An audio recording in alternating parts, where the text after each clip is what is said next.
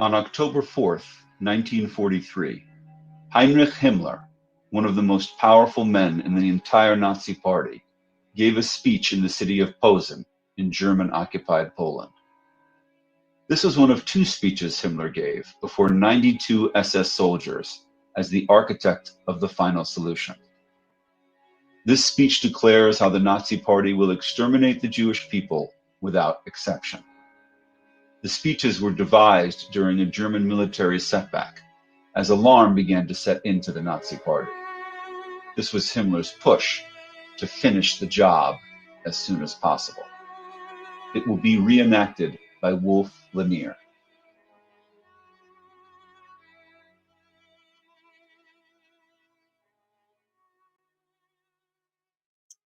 I want to also mention a very difficult subject before you with complete candor. It should be discussed among us, yet nevertheless, we will never speak about it in public. Just as we did not hesitate on June 30th to carry out our duty as ordered and stand comrades who have failed against the wall and shoot them, about which we had never spoken and never will speak. And that was, thank God, a tact natural to us. A foregone conclusion of that tact that we have never conversed about amongst ourselves. Everyone was made clear that the next time he would do the same thing again if it were commanded and necessary. I am talking about the evacuation of the Jews, the extermination of the Jewish people. It is one of those things that is easily said. The Jewish people is being exterminated. Every party member everywhere would say, it's perfectly clear. It's part of the plan. We are eliminating the Jews, exterminating them. It's a simple task. And then along they all come. Each 80 million upright Germans and their decent Jew.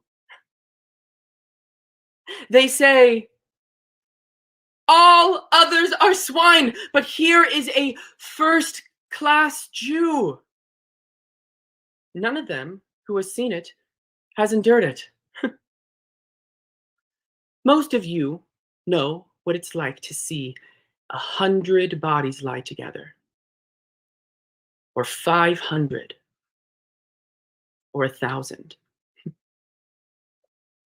And two have seen it through, with the exception of human weakness. To have remained decent. It has made us hard and is a page of glory, never to be mentioned, because we know how difficult things would be today in every city during the bomb attacks, the burdens of the war and privations. If we still had Jews as secret saboteurs, instigators, and agitators, we would probably be at the same stage as 1617 if the Jews still resided in the body of the German people. We have taken away the riches that they had. And I have given strict order, which Obergruppenführer Pohl has carried out. We have delivered these riches to the Reich, to the state. We have taken nothing for ourselves. A few who have offended against this order will be judged in accordance with an order that I gave at the beginning. He who takes even one mark is a dead man. A number of SS men have offended against this order. They are very few, and they will be dead men without mercy. We have the moral right. We have the duty to kill the people who would kill us. However, we do not have the right to enrich ourselves with even one fur, with even one mark, one cigarette, with anything. Because we don't, at the end of this, want to become sick by the same basilisks that we have exterminated. I will never see it happen that even one of the putrefaction comes in contact with us or takes root in us. On the contrary, where it might try to take root, we will burn it out together. We all together can say we have carried out this most difficult task for the love of our people. And we have suffered no defect within us, in our soul, in our character.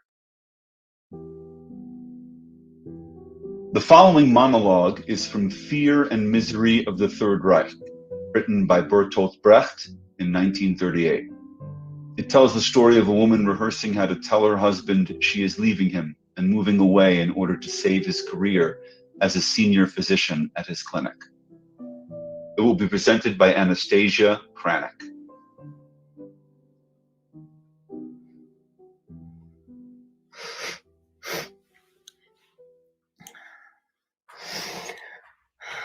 Well, Fritz, I'm off. I suppose I've stayed too long. I'm awfully sorry, but...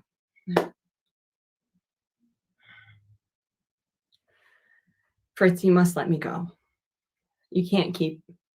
I'll be your downfall. It's quite clear. And I know that you're not scared of the police, but there are worse things. They're not going to put you in a camp, but they're going to ban you from the clinic any day now. And I'm not going to sit here and watch you just pretend to read magazines around the apartment. No, it's not something I want to do. So it's pure selfishness on my part, my leaving. That's it. Don't tell me.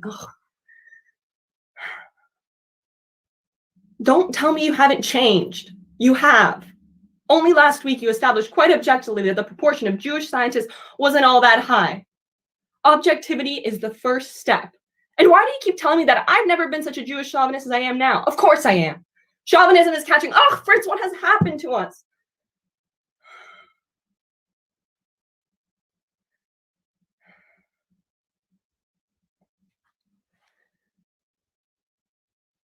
I never told you I wanted to leave. Have done for some time because I can't really look at you when I talk to you. And then it seems that there's no point in talking. It's all been settled. What's gone into them, do you think? What do they really want? What have I done to them? Did I ever get involved in politics? Did I vote communism? No. I'm just another bourgeois housewife with servants and so on, and now only real blondes can do that. You know, I often think back to that story you told me years ago. How one group of people were considered more valuable. So one lot was given insulin when they were diagnosed with diabetes and the other wasn't. And I understood that. The idiot that I was. Well, now a new distinction has been drawn and I'm on the side of the less valuable ones. Serves me right.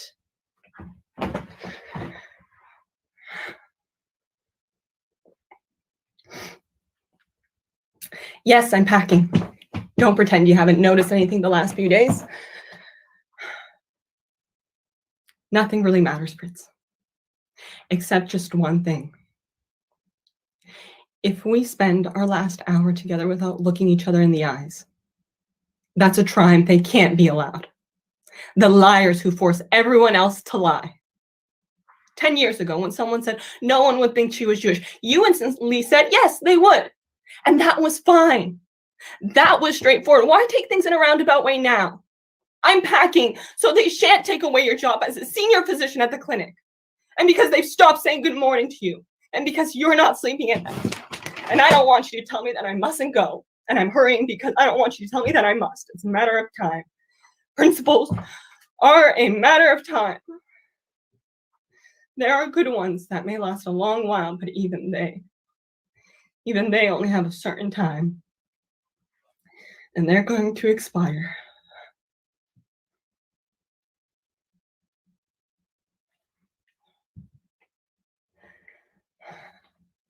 No, I know.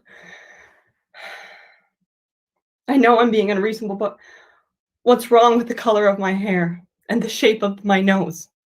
I'm to leave the town where I was born so they don't run short of butter? What sort of people are you, yourself included? You come up with the quantum theory and the Trendelenburg test, and then you allow a lot of semi-barbarians to tell you you are to conquer the world, but you can't have the woman you want. The artificial lung and the dive bomber, you're monsters. Or you pander to monsters. I know I'm being unreasonable, but what point is reason in a world like this? There you sit, watching your wife pack, and you say nothing. Walls have ears, is that it? But you people say nothing. One all listens and the other says nothing. I'm to say nothing to hell with that. If I loved you, I would say nothing. I truly do love you. Give me those underclothes. I'm going to need them. They're suggestive. And don't tell me you're going to send me money. You know you're not going to be allowed to. And let's not pretend it's a matter of 4 weeks. This business is going to last much longer than that. So don't say it's only a matter of 2 or 3 weeks. As you hand me that fur coat, I shan't need until next winter. The following piece is a monologue entitled Breaking Bread by Alfred Sullivan. It is the story of an encounter in Germany between the Jewish baker Saul and his childhood friend, Karl, who is now a Nazi. Breaking Bread encapsulates the betrayal, heartbreak, and mass displacement so many Jews in Europe experienced during the rise of Nazi Germany. Saul's tale is a frighteningly familiar one that resonates with oppressed communities everywhere. It will be presented by Nate Fellner.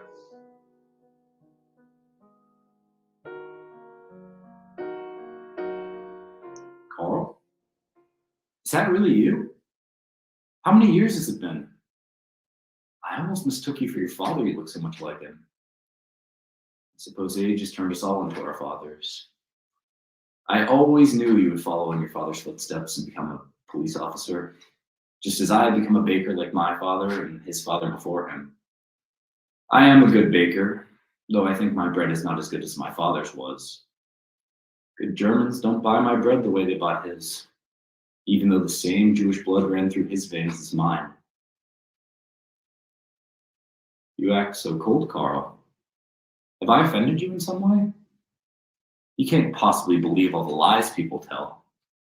Not you, who have broken bread at my table, who always treated me as an equal, like a German, not just a Jew.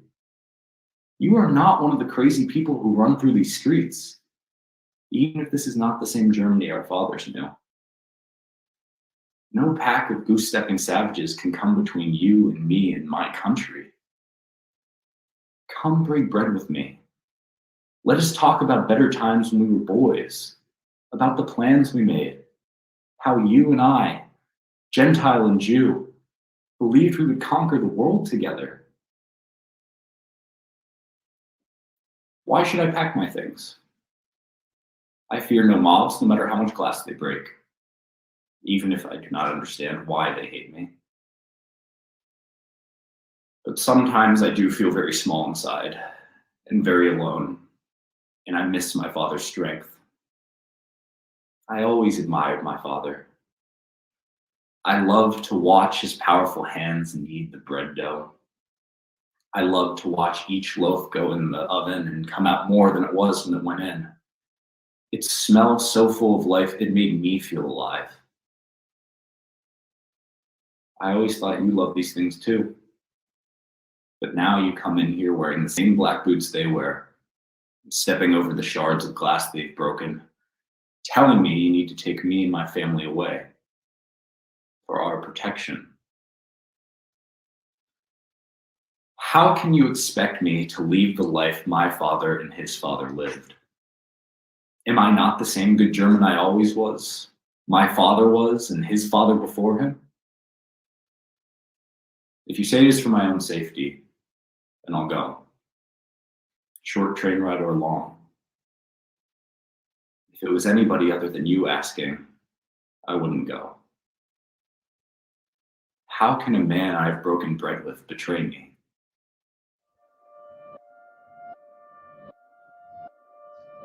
This piece is entitled I Am a Leaf by Alfred Sullivan.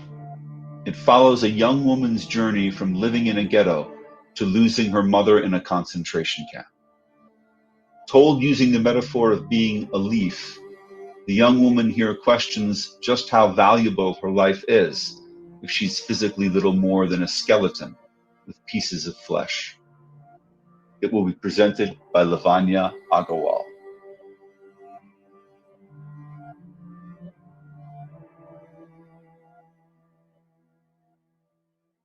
Mama always told me that if I didn't eat right, I would turn to skin and bones.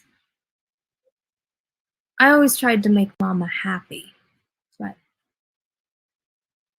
I am a leaf, so I think I can see my bones through my flesh.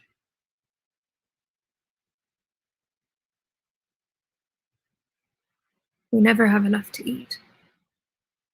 Some say I am lucky that I survived when we came to the first camp.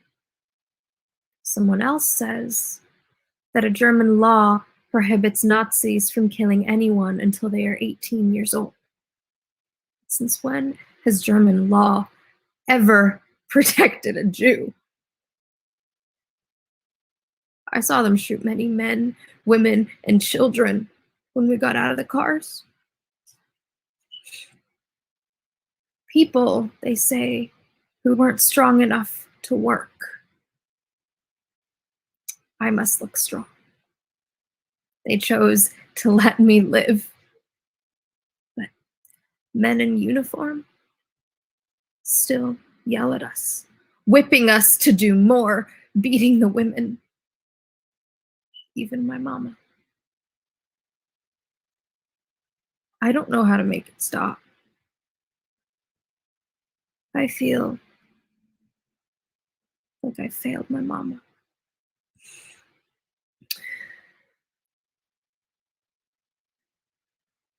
Life in the ghetto wasn't easy for us before we came, but in those days, I only had to give Mama a hug to make her smile. And we didn't have to see the men in uniform much if we were careful. But then one night, I heard the terrible noises. People shouting, grass breaking, and the smell of fire oozing under our door with smoke.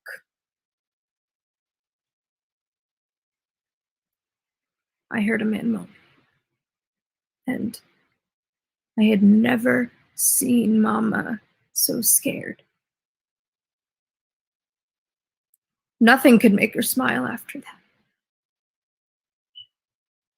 Men came quickly after that.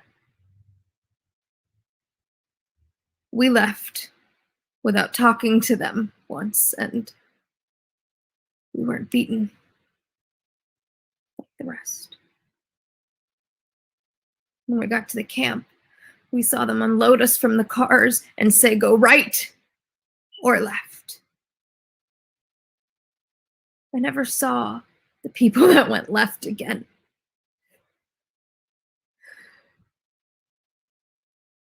I was scared and hungry and didn't know at the time how much worse I would feel later.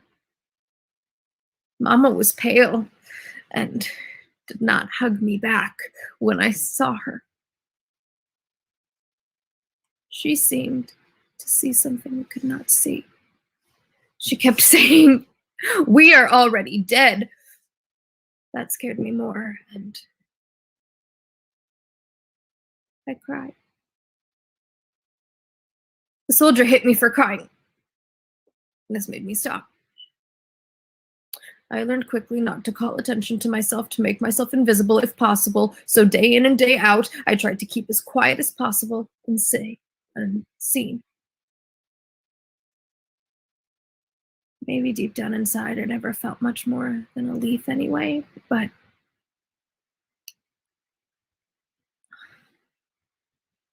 I took comfort in Mama eventually coming down through this seemed as unnatural as her own breath.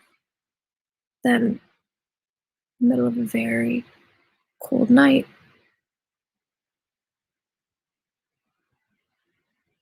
Mama died.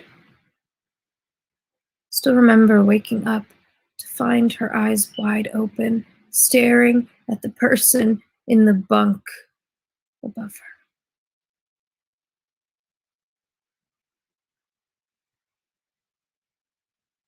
I wailed so loud everyone in the camp heard. Soldiers came and beat me and told me to shut up or they would drag me out and have me shot.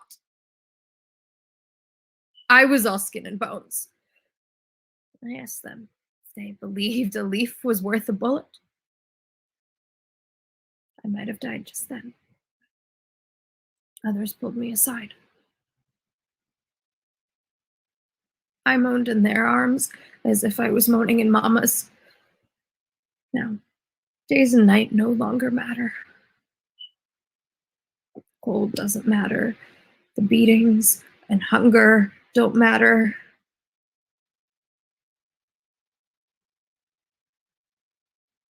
Mama was right. And I am no more than skin and bones. I am sure that I was sincere.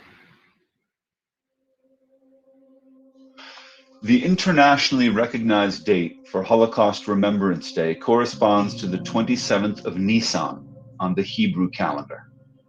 It marks the anniversary of the Warsaw Ghetto Uprising. This next piece sheds light on what the human spirit will do to go on as a young girl reflects back on all that has changed since her last birthday. This is Counting Bones Instead of Candles by Alfred Sullivan, presented by Hannah Tucker Duncan.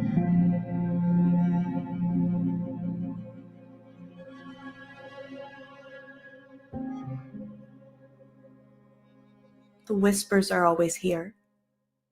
I hear their voices even as I sweep. The guards, with their black boots, tell me to hurry or I might be next. If they hear the voices, they do not say so. That they hear the bones rattle as the broom pushes them across the floor. I fear the dark, where the voices talk most. As if I can almost see their shadows, kneeling on the ground, begging for mercy none of us ever expect them to grant. I think often of my last birthday. Before the soldiers came, my mother made me a cake with 10 candles on it. Warsaw feels like so long ago. I feel so old. Though this year there will be no candles, and I'm too afraid to count. The guards, for their amusement, ask me to count the bones, needing to make certain that all who go in come out again. I do not know which ones are my mother's or my father's. Once I dreamed of killing those that killed them.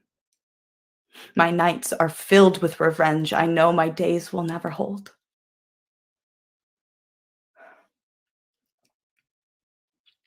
I believed once that someone might come and save me, before my voice turned to whispers and my body turned to dust.